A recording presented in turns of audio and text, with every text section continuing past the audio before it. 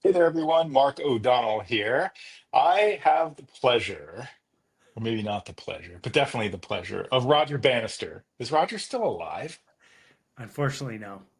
No, he's not. I didn't even know. So I have with me today Scott Rusnak, aka Roger Bannister. And Scott, I would love to dive in and tell us your story. How did you become an expert EOS implementer? What are you passionate about? Which I know is a lot of different things. And so if you could just dive right in and give us your story. I'm going to start with this thing called expert because you guys allowed me to take that title. I guess you put enough reps in, you'll get there, right? I don't think there is such a thing as truly, I mean, it's all relative, Yep. right? I mean, you're expert compared to someone just starting, but mastery is probably a never-ending journey. I love it. I love it. Well, then let's go back to putting in the reps, trying to become an expert, and Roger Bannister. And I was a kid growing up in Western Canada. I ran a lot, I rode my bike a lot, I played hockey a lot, but I just wanted to be fast at everything, Mark. No. And as you know me pretty well, I like to get a lot of stuff done. And growing up in Western Canada, I had a pretty cool running coach, and I was good at the 800 meter. And in seventh grade, I competed against the high school kids. And he's like, "Look, Rusnak, if you got focused, you could probably do a 4 minute mile." And I remember saying to him in seventh, eighth grade, it's like, "Yeah, I go to Vancouver every summer with my family, and there's this picture of Roger Bannister at Stanley Park, and it's still there. Every time I go, I see it." But the thing is, I kind of lost focus. And right, no shock. I start Right. racing my bike and start playing hockey. And it wasn't until a really great coach grabbed me at the end of high school and said, "You got to focus on one thing."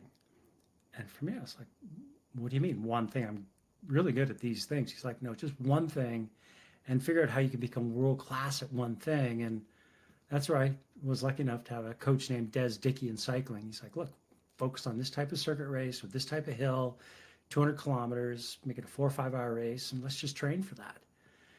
I was lucky enough. I went to Worlds. I got a top 10. Missed the finish line by this much. I should have been on the podium, but that's another story. But So when I it's like did, the opposite of a fish story. no, it's the same. The one, I missed by this much. no, actually, truth be known, if I was a one arm cyclist, I missed by this much. It could have been a mile, probably. Yeah, but the funny thing is, I took that coaching lesson into my entrepreneurial journey, which I got out of college. I was working at a corporation for a couple of years. This is when software was kind of kicking in like dinosaurs were, just started to become something. And my soon-to-be father-in-law said, "Hey, look," and he was the superintendent of schools. He said, Mac School has developed this product. Maybe you should develop one of those." And I was lucky enough to know some guys who were pretty good at coding, as we called it back in the day. And we just focused on one thing, and we took on Apple in our own little space. I was able to move to the States. I immigrated. You guys shouldn't have let me in, but Well, three, as you know, people sneak in all the time, so you're not alone. oh, no, now this is public knowledge. This is not good. If someone knocks on my door, this whole thing's over. Oh, yeah, that's okay. So yeah, like we build this thing to 3,000 schools around North America and Europe, and get ready for this one. I'm coaching T-ball with this guy who is starting this online tea time thing that became Golf Now. And Brett's like, "Hey Scott, you know about software? You're involved in the software business. Why don't you join me?" And right place at right time again. I got involved in Golf Now in the early days. And again, I wasn't focusing on one thing. And as soon as my mentor, my coach grabbed me by the throat, they're like, "You got to pick one. You got to focus like crazy." Exited from Golf Now, which was fantastic, and just focused on logic. And the crazy part is we bring in these teachers and these coaches, and we're doing all these different programs. And it wasn't until the end we focused on one thing. People can guess what that one thing was. It has six key Mhm. components. We actually got what we wanted. And as we were doing this, I realized I was probably more suited to be. I always wanted to be a sports coach, but then I realized no, I just need to be a business coach because I was working with a ton of entrepreneurs and they just got a ton of value out of it. So this has led me to EOS, and here we are. So, couple questions there with School Logic. Now, Yeah. did you hire an implementer? How did you get introduced to EOS? Did you just self-implement? So tell me how that went. Well, uh, I was in Detroit, and there was a guy named Gino doing a talk. Hmm. And like many people, probably 90% of the people on EOS, we did it ourselves. Yeah. And we did okay. But my staff started to say, well, this isn't EOS, this is SOS, the Scott operating system to save our souls, which was the same. Whichever comes first. Yeah. So we did pretty good. Mhm. But it wasn't until a really good friend of mine, Ted Bradshaw, poked me in the nose really hard after School Logic. After I was trying to coach and do my own thing for 5 or 6 years, he's like, look, just join us in this community. And I guess the rest is history. You haven't kicked me out yet. You've given me this extra special badge. So I'll stick around for a while. Yeah. So, I mean, tell us about doing one thing. So you mentioned it a couple times here. You're going along this journey. Someone says to you, "Hey, Scott, it seems like you're apt to do a whole bunch of things, and maybe some of them pretty well, but not necessarily great, or you could be better." You come to Golf Now and School Logic, sort of the same advice is coming to you. And so just tell us a little bit about that. It's something that we teach, do one thing, Orville Redenbacher, popcorn. Mhm. So just talk a little bit about why do you think you're apt to do many things all at once? Yeah, you can ask my wife. Uh, but the thing is, most human beings don't focus on one thing until they've had a pretty significant failure. Mhm. And we didn't have a failure at Golf Now, but I couldn't punch through it. When I stepped out and they really brought in the smart money and they got focused, they did really well. And I congratulate Brett on that. We got to a point at School Logic where our SaaS was kicking in. The big boys and girls really started to show up. We had a couple of really not fantastic years. And it wasn't until we got incredibly focused in that business that here's where we're going, jump on the bus, let's go.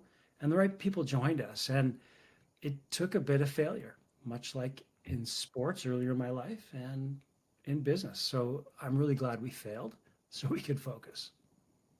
Yeah. And the we always like to say that you learn much more from the failure than you do from the successes. And I like to say that there's really no learning outside of failure. And do you think that you can learn from other people's failures, or do you think that you got to experience yourself, or you think like maybe some people can learn from others' failures, but most people just got to go fail and fall down on their own? Well, you watch someone in a terrible car accident, you're like, I really don't want to do that. But Looks like a bad idea. it's a bad idea. But Mark, you and I both know not until we've got a ton of road rash, self inflicted, not until concussions or you get knocked out or you lose your teeth, you're like, okay, that wasn't such a good idea. Or a lot of people lose a lot of money with this shiny object. That wasn't such a good idea. And you hear about so many incredible entrepreneurs that reset and really understand that, okay, that was a big issue. That was an obstacle.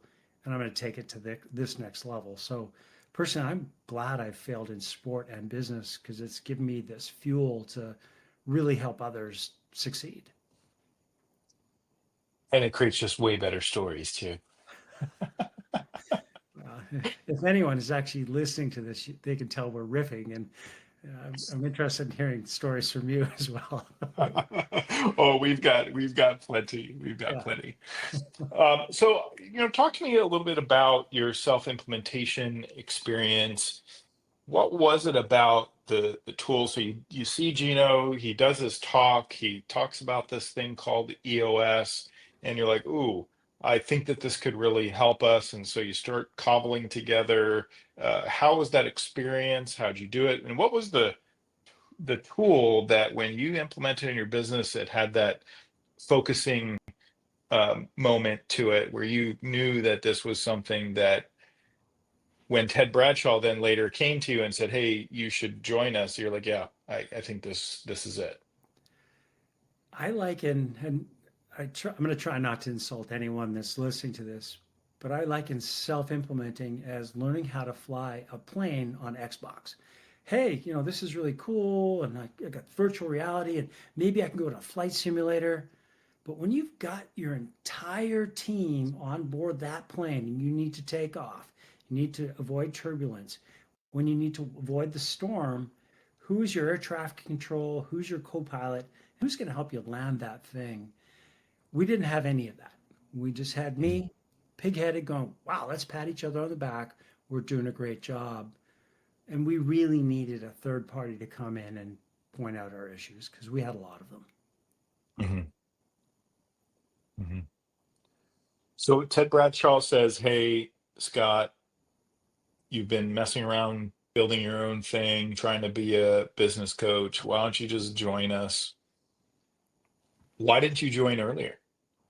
What was stopping you? Yeah, just stubbornness, right? Like we're all entrepreneurs. Like we've got this. I can beat my chest. I've got a surfboard behind me, and I try to keep this in a lot of my Zooms because I surfed for so long by myself. And it wasn't until one summer I hired a surf coach. My wife was very appreciative, and so was her friends. Yeah, he outlooked me, and all the rest. But I was just stubborn, and the surfboard taught me a lesson. It's like when you learn just the intricacies of things, you get there. And again, Mark, we think as entrepreneurs we can do it all ourselves, and we don't need a third party. And I probably was coaching 6 or 7 businesses at a time, and 2 of them we just couldn't get anywhere. Mhm. And Ted met me on Vancouver Island. I'll never forget the day. He'd finished a game of golf. I'd ridden my bike. We had a couple drinks, and he just laughed at me. And we're really good friends, and we can poke each other in the nose really hard. And he finally said, like, "When are you going to do this the right way?" I took it as a bit of an insult. I'm like, "No, dude." He's like, "No. Tell me about your biggest failures. Tell me about some bad things going on right now." Okay. So then he said, "Look, if you just do this and you dig in as a coach, you can get everything you want, and these teams you're working with respect you. So I think you can pull it off." So that was the start of the journey, a gentle but polite poke in the nose from my friend. Mhm. And so you join, you go to Denver. I think it was actually there at your, were you were Denver boot camp? I'm pretty certain. No? Came straight from heli skiing to Detroit. To Detroit. What year did you start? I think it was 8 years ago, so 2016, like a couple of Mhm. years, 2, 3 years after you. Yeah, yeah, yeah. I was 2014. So you come to boot camp. You already had some coaching clients, I'm assuming, from when you were working with yourself. How was your start like as an implementer? Did you just dive right in, get a bunch of clients right away? What was your path to mastery around EOS like? And of course, it's a journey you're still on, but what was that like? What were the challenges? What was good? What was not good? Yeah, interesting enough, I had a handful of clients, lots of friends at YPO, pretty well connected in the sports scene. And I realized I had one bite at the apple with a lot of these people. So I kind of held off telling them about what I was up to in this next stage because I wanted to perfect and have some mastery. But Mhm. then when I was ready, they all got to find out on the mountain bike or skis on a ski lift. And that really opened up the window. But the cool part is I'd been a coach before. So maybe I had a little bit of an easier entry into this than many. Because if you're really a coach and you've got this base of people you can, I would say, standing on the shoulder of giants, the giants can help you get in those doors. They really helped me a lot. And the first year, things really took off for me. Yeah. And I've been playing with this concept of identity. It sounds a little strange. I'm not gonna, Mhm. it's been something that people have been talking about over the last few years in the headlines, but that's not really what I'm talking about. It's about exactly what you just said. We have a lot of implementers who come into our community. They're known as the entrepreneur. I was known as the pharma biotech entrepreneur when I became an implementer. And I found that well, one, I didn't intentionally become an implementer. So once I made that decision and I was going to become a real implementer after a few months post boot camp, no, my network was really, they're like, Mark, you run this pharma biotech services business. Like my network disappeared almost immediately. And I realized that my identity was something completely different. So I find it interesting for you to say that you spent 5 years as a business coach, and so you were already known as that when you became an implementer. But so many of our implementers are known as something different. They're the SaaS entrepreneur, they're the whatever entrepreneur. And it takes a little bit for them to transition to being known as a coach. So my Yeah. question for you, Roger Bannister, aka Scott Rusnak, what was your transition from SaaS entrepreneur to business coach? What was that like? Can I swear? You can. It was really fucking hard. Yeah. I'd lost my identity. And let's just go back to this. You know, you get to the top of the hill as an entrepreneur, you have a couple exits, you ring the bell. Boy, am I ever great. You look in the mirror, I'm smart. I think it's a David Byrne song. That's not my beautiful wife. That's not my beautiful car, but it is. And that doesn't give you anything. There's no joy in that. That's a moment of fleeting happiness. So the 2 years it took me to transition to being a business coach was a rude awakening. Mhm. As a kid, I was a paper boy, and I would just knock on the door at minus 20 Celsius, and they'd give me hot chocolate, and they'd buy the paper. That was an easy sell. And you can't sell yourself as a coach. People need to experience that. They need to understand your brand, your personality, who you are. And that was really hard because, like, well, okay, we see you as a cycling coach. I'm still a board certified guy for British and US Olympic teams. Like, oh, you're a cycling coach guy. You're a SaaS coach guy. I'm like, yeah, I'm going to pull both those together. My friends are like, let me know how that goes. Right. And I tried to bring together, we had this thing called MAP, my accountability plan, which is better known now as the VTO. But hey, here's your weekly metrics. We had crappy rocks. We had a bit of a Mhm. plan. And I had ripped off and duplicated a lot of the EOS stuff. And it was really, really hard because there was no legitimacy behind it. Yeah. It was hard.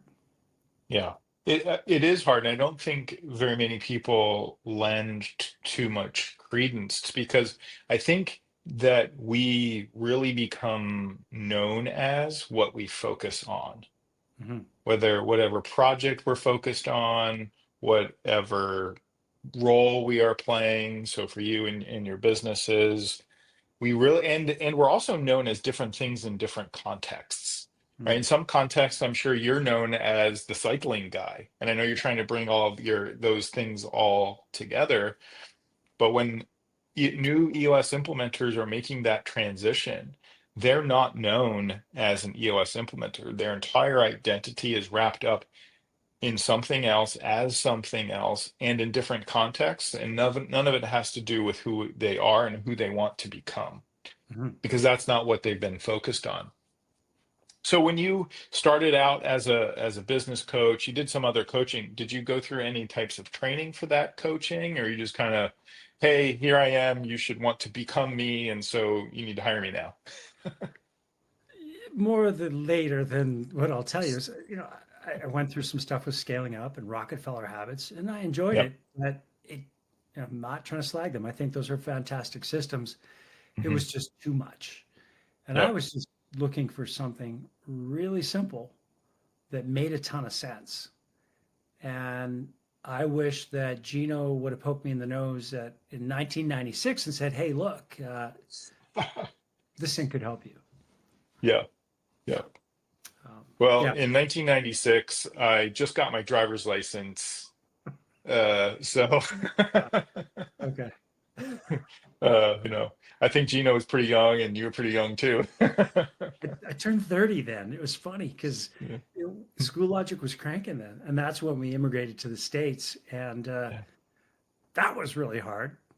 and I don't want to make this the hard Scott Rusnak show, but all that stuff allowed me to persevere. And so we'll go to the next point of how do you transition from SaaS or whatever your thing is to being a coach. You're going to really have to put a lot of hard work in, but you got to do it the right way. You just can't watch a couple online videos and be like, I'm going to learn how to do this thing. So you got to immerse yourself. You got to be vulnerable with people as well and say, hey, look, I'm really good at pulling this part together, but I'm going to need a little bit of help from you, and you're going to coach me to make sure we get across this line together. So you got to be open and honest and super vulnerable when you do this gig. Yeah, for sure. And for me, when I was making that identity transition for the next phase of my career, I went on LinkedIn and I actually disconnected myself from all of my pharma biotech connections. I just went through and said, hey, if this person cannot benefit from EOS and what I am becoming, I need to distance myself from that previous past and appreciate it. I was super grateful for it. But I knew that I needed to start from basically zero and then slowly work to become known as the guy who can help me get what I want from my business, who also built and exited his business. And I didn't exit at first. I exited 4 years after I became an implementer is when I exited. So I did both at the same time for a while. But I just think it's just an interesting thing where we kind of go through these phases and who are we known as in the hearts and minds of the people that we serve. So I'm going to ask that question to you. I'm sure you're not known as Roger Bannister to your clients, or maybe you are. And by the way, for people who are listening, Roger Bannister, Scott brought that up earlier. So there's the concept of the Bannister effect, where the Bannister effect is once he ran the first 4 minute mile, up until that time, no one documented has ever done it. But the minute he did that, high school students were doing it. A couple weeks later, college students were doing it. And the minute someone showed that something was possible, in everyone's mind, it tipped off and said, hey, I can do this. This is possible. So Scott had the record revenue for EOS implementers. And so he's Roger Bannister in that every quarter we come together and we show the records. We simplified the records down to how many focus days in their first quarter, how many first year revenue, and how much annual revenue any one implementer could do. And since Scott has that record, I tell implementers that the reason we show that is to show you what is possible. Because as soon as we do that, someone else will say, I can do this. I can get one step closer to Scott. And so that's where the joke of Roger Bannister comes in. But so what are you known as to your clients? What is your identity with them? Dyslexic, leisure studies athlete who will jam his head through a wall to get what he wants. That and drag them along with him. That's Canadian humor. I would love, and I've got some coaching calls after this, but my clients are like, man, you're just so freaking focused. Might not like the methods from time to time. They might not like how hard I'm pushing them, but you're going to love the results. And there's some angst in the room. I go back to my cycling coach and I tell them this: I'm not going to make you bleed through your eyes. My coach said, if you're not bleeding through your eyes, you're not trying hard enough. I'm not going to make you concuss yourself and fall over the road. But they know I push them pretty hard. I just won't settle on them not hitting their rocks. I won't settle on them not hitting their 1 year plan. But I also won't settle on the fact that if people start acting and behaving and making decisions that go against their core values, it drives me freaking crazy. And I'll bring that people analyzer out and be like, are you walking the talk? Are you acting like a great parent? Because what you're saying right now is not what I'm seeing in the behavior. So just back to that. I think my clients know I'm pretty damn intentional. I push them pretty hard. Yeah. Yeah. So you're the pusher. Is that what I'm hearing? Visionary pusher. But if they want a tequila after, we'll grab a tequila. Right, right, right.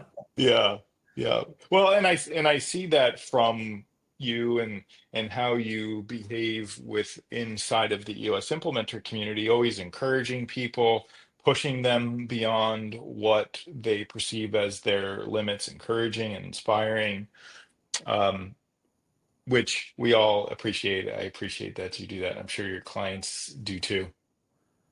Hopefully you appreciate it most of the time. I know in our internal EOS Slack channel that nobody outside this community gets access to, every once in a while I wake up at 4 o'clock on a Saturday and I'm just like, we're getting soft. Have you looked at your scorecard? Come on, let's go. And How many push-ups did you do just today before breakfast? something like that. But I'm Yeah, close to 60. I'm a year away from 60. And I finally feel like I hit my stride mark. And yeah. hopefully I got another 20 some years to do this because there's a lot out there to give. Yeah, there certainly is. And the our conversation brings up a book that was recommended to me from our chairman, David Mann, who's the chairman of EOS Worldwide, and he's part of the Firefly Group. So he recommended this book. He doesn't recommend many. It's called From Strength to Strength by Art Brooks. You familiar with it? I recommend it to all of my clients that are going through a transition. Yeah. And I think it's really interesting because, and just to quickly share the overview hypothesis of the book, is that we kind of lose our skills a lot earlier in life than we tend to think is true. And because of that skill loss, we stop performing at a high level, we stop pursuing our purpose in a lot of ways because we're feeling just we're just not as good as we used to be, and it can start in the early 40s really. Mhm. But to the degree that we can double down on our purpose and teach and coach and help others achieve what they want to achieve, we can go from one thing that we are masterful at to another because our verbal skills, our storytelling skills, because we've amassed all this failure as we're going, we can now really help people progress and we can live out a full life and full purpose. As long as we're kicking, we can do that. And so I think it's just a really important book for implementers who are just starting out in their transition, for current entrepreneurs, or really anybody who is experiencing that transition and who wants to embark on that journey. I think it's just a great book. So that's From Strength to Strength by Art Brooks. Mark, I'll jump on that comment. It's a fantastic audible listen because he actually narrates it. Mm, And he's got such a smooth, fantastic narration voice. I got a kick out of it. And I listened to it on many mountain bike rides. You can play it at 1.5 speed and slow it down from time to time. yeah, yeah. Highly recommended. But then let's add another book that's pretty spicy to that. A book written by Scott Alexander called Rhinoceros Success. And Oh, yeah, my good friends at Dutch Bros Coffee, who I've worked with forever, mhm. um, they have a lot of their assistant managers, their grooming, listen to that amongst the EOS work. But Rhinoceros Success on Audible, it's hilarious. You talk about charging through the jungle, rhinoceros. We got thick skin and we're getting shot at. We're not going to slow down because of the cows. So the narration is hilarious. But if you're going to get from strength to strength, you got to have thick skin. You've got to have a pure focus and realize you got to do hard things. You got to do it for decades, but you got to write your own story. And if you're not Mhm. writing your own story and doing those hard things, there's just not much to it. Right, right. Yeah, I appreciate that. So, Scott, as we kind of wrap up, what is one thing that if you could just impart upon the world, you've got just that you have the direct line to every human on the planet. Yeah. What's the one thing that you'd just like to say, all right, this is it? What's your one piece of advice that if you could wave a magic wand, everyone would get? Well, not only you, Mark O'Donnell, but Mark Winter, Gino, and some other people have been nice enough to put me on a stage and they keep the mic in front of me. And my whole being for being on that stage is to ask people, who is the architect of your life? Mhm. And it's a big deal to me. You've got to write your own story, you got to design it yourself. And if you can become the architect of your own life, gosh, this thing becomes pretty cool. Mm, awesome. Well, Scott, I appreciate the conversation, and I'm sure others have too. So, with that, I'll talk to you. Until next time. Can't wait to see you at QC, Mark. Thanks a lot. See ya.